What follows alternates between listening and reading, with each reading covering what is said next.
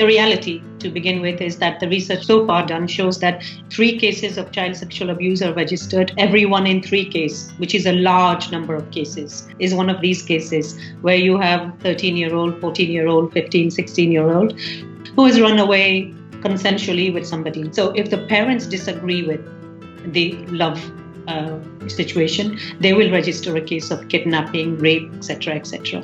So we also have these debates within our teams. What if the person who they've run away with is 40 compared to that person who they've run away with is 21? There's no grading of that. That's the way in which the law was very strict, because in 1986 we had a case in which a judge was saying that a girl of 9-year-old was of bad character. So the law has taken the discretion out of the judge's hands, which I think is deeply problematic, because law is so black and white and society is so complex, and you have to train and trust your judges and give them that discretion. I don't agree with taking that discretion out of the hands of the judges. I have many cases which I find really difficult, where the parents have done habeas corpus and they're so grateful to me that, they found their daughter.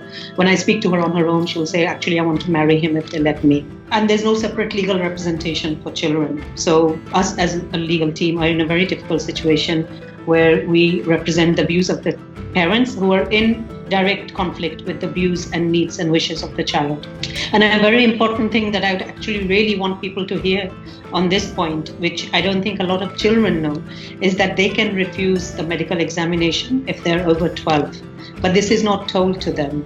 So when they go, their parents take them to the police station and then they go to hospital. They have a medical examination which proves there's been some sexual activity, but they have the right to not consent to that medical examination, but they don't know. They don't have legal advice separately to tell them, because they don't want the person that their parents are criminalising to go to jail.